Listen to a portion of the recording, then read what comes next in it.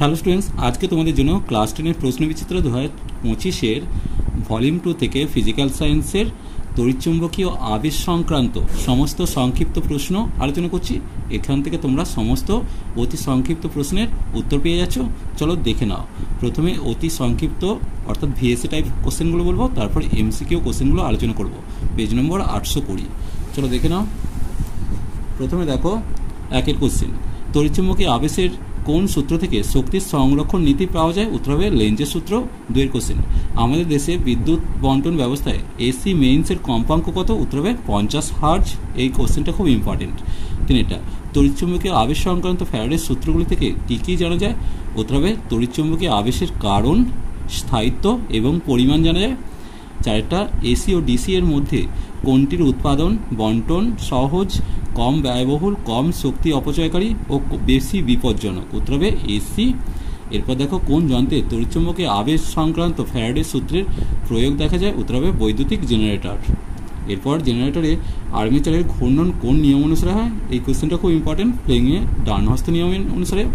এবার দেখো তড়িৎচুম্বকীয় আবেশের সময় কোন শক্তিতে রূপান্তরিত হয়? উত্তর হবে যান্ত্রিক শক্তি তড়িৎ শক্তিতে রূপান্তরিত হয়। এরপর 8-এর কোশ্চেন, চৌম্বক প্রবাহ ঘনত্বের এসআই একক কি? উত্তর হবে টেসলা, যেটাকে আমরা টি বলে সূচিত করি। এরপর দেখো 9-এর কোশ্চেন, আবিষ্ট তড়িৎ প্রবাহ কি? একই কোশ্চেন দিয়েছে, আবিষ্ট প্রবাহ কি দেখে নাও।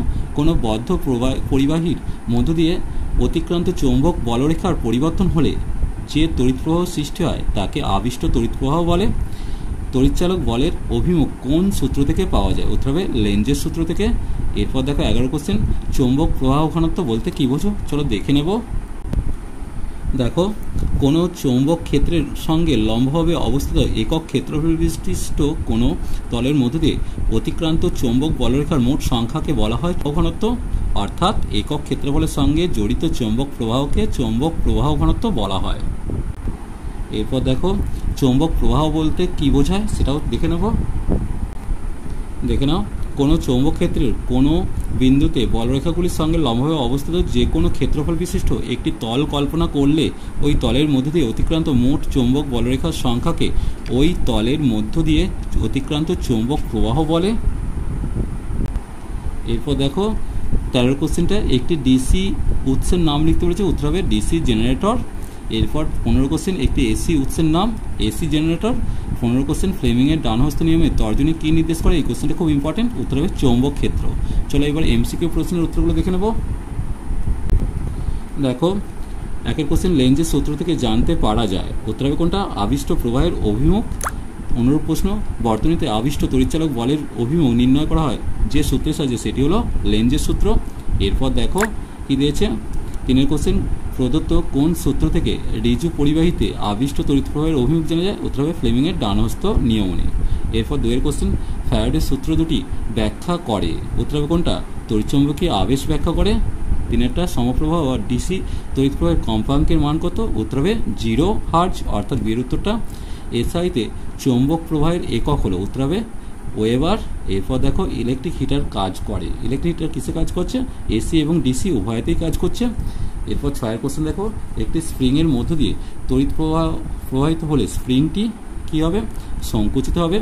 এরপর দেখো কোনো তার কুণ্ডলিতে তড়িৎচালক বল আবিষ্ট হয় যখন কুণ্ডলীর সঙ্গে জড়িত চৌম্বক প্রবাহ বৃদ্ধি বা হ্রাস পায়।